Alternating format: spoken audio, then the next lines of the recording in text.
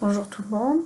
Alors, dans cette vidéo, il sera question de présenter le chapitre 1 du module d'écologie générale.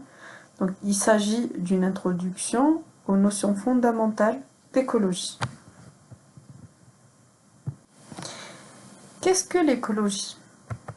Le mot écologie a été créé en 1866 par le biologiste allemand Ernst Haeckel, à partir des racines des deux mots Eikos et Logos. Donc oikos veut dire maison ou habitat et logos signifie science. Donc l'écologie serait la science qui étudie l'interaction des êtres vivants avec leur habitat. Les études écologiques portent conventionnellement sur 3 niveaux. Nous avons d'abord l'individu, individu qui signifie spécimen d'une espèce. Nous avons l'échelle de la population. Donc la population est un ensemble d'individus de la même espèce. Et nous avons la communauté qui est l'ensemble de populations de plusieurs espèces qui vivent dans un milieu donné, à un temps donné.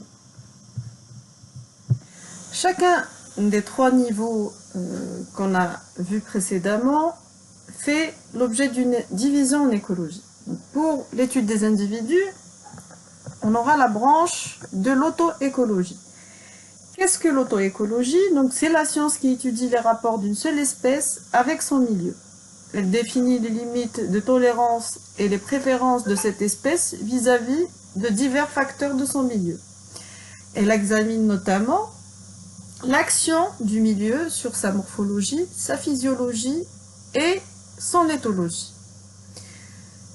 Pour l'étude des populations, nous aurons la science dynamique des populations ou écologie des populations. C'est une science qui étudie les caractéristiques qualitatives et quantitatives des populations en analysant ces variations d'abondance et de diverses espèces et chercher les causes de ces variations pour ainsi les prévoir. L'étude des communautés ou de la biocénose, autrement dit, est concernée par la synécologie. Qu'est-ce que la synécologie? C'est la science qui analyse les rapports entre les individus qui appartiennent aux diverses espèces d'un groupement, et ceci avec leur milieu. Alors, quelle est la relation de l'écologie avec les autres sciences? Il faut comprendre que l'écologie fait intervenir plusieurs sciences. C'est une science interdisciplinaire. Donc, par exemple, si on veut caractériser un phénomène dans la dynamique des populations, par exemple, si on veut savoir pourquoi telle espèce a proliféré à un moment donné, on va chercher peut-être les raisons dans la climatologie. Donc, on va étudier le climat pour voir si il a fait chaud ou les températures ont été basses pour que cela ait eu un impact sur le développement de la population. Par exemple, si on veut comprendre le comportement d'une communauté végétale dans un milieu saharien ou aride, dans lequel il ne pleut presque pas, on va faire référence à l'hydrogéologie pour comprendre comment sont constituées les nappes souterraines. Donc, ainsi de suite. L'écologie est indivisible et interdépendante des autres sciences. Maintenant, on va parler d'une notion fondamentale en écologie. Il s'agit de la notion d'écosystème. Donc, qu'est-ce qu'un écosystème? Donc, un écosystème est formé par la biocénose, qui sont l'ensemble des êtres vivants qui vivent dans un milieu qu'on appelle le biotope. Le biotope qui est formé par l'atmosphère, l'hydrosphère et la lithosphère. La biocénose. Alors, une autre notion fondamentale en écologie. Qu'est-ce que la biocénose? Donc, la biocénose est un ensemble de phytocénose et de zoocénose. Qu'est-ce que la phytocénose? Phytocénose est l'ensemble des populations végétale vivant dans un milieu donné. Donc c'est la communauté végétale propre à un habitat donné, vivant dans des conditions écologiques identiques. Donc dans la chaîne alimentaire, la phytocénose est considérée comme producteur. Donc, nous avons aussi la zoocénose. La zoocénose, c'est quoi? C'est l'ensemble des populations animales vivant dans un milieu donné. Donc dans la photo que vous voyez là, vous voyez un ensemble d'animaux qui vivent dans la savane africaine. Bon, mis à part le tigre.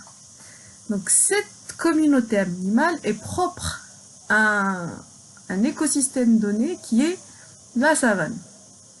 Donc les animaux ou les communautés animales dans la chaîne alimentaire sont considérés comme consommateurs.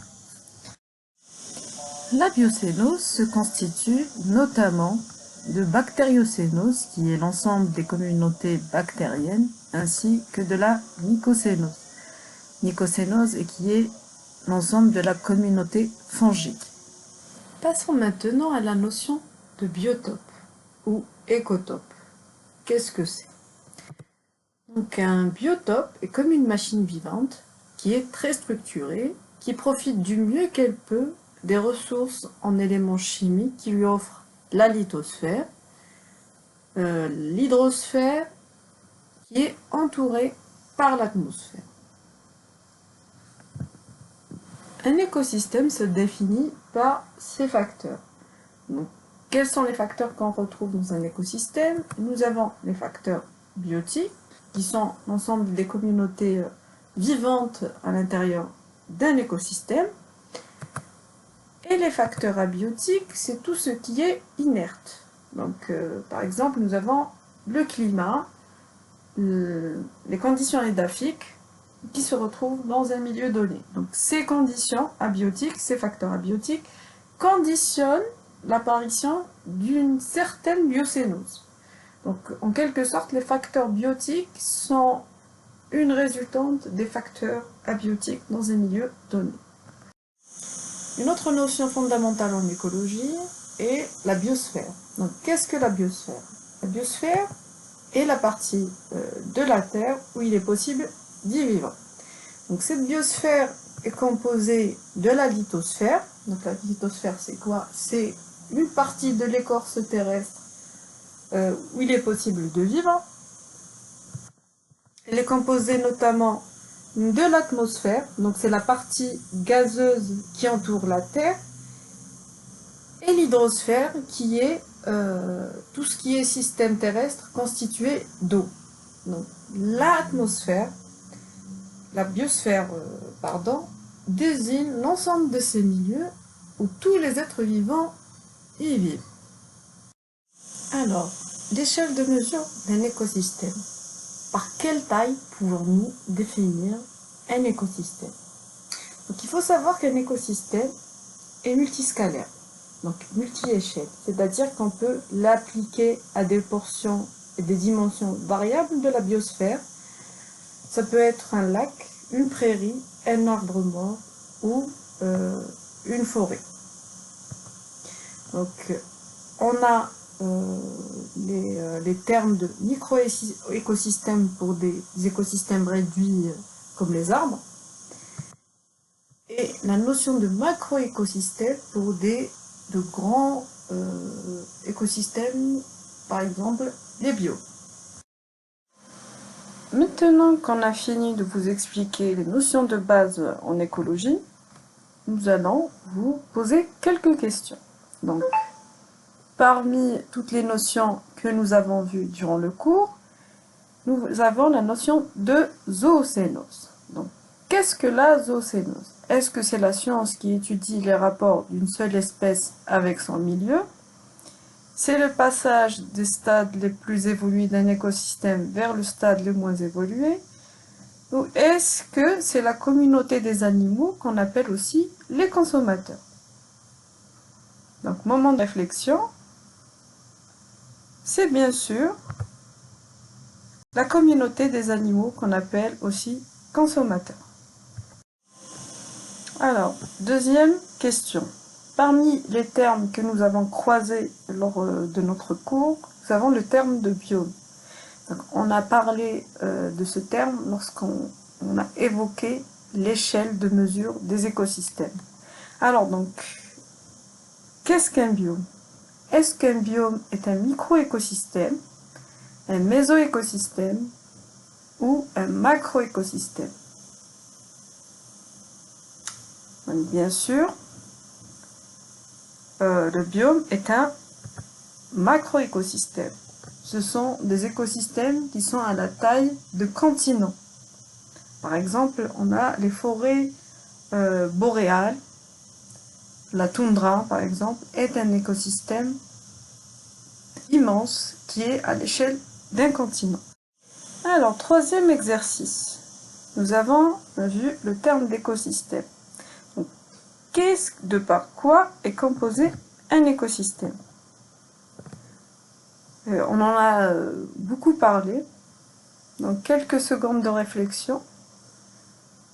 Donc, un écosystème, je vous donne la réponse, est donc formé par deux éléments indissociables qui sont les êtres vivants qu'on appelle la biocénose et le milieu naturel qu'on appelle le biotope.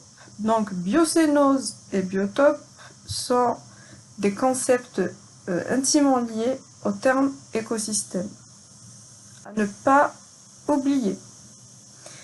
Merci pour votre attention et je vous donne rendez-vous au cours suivant.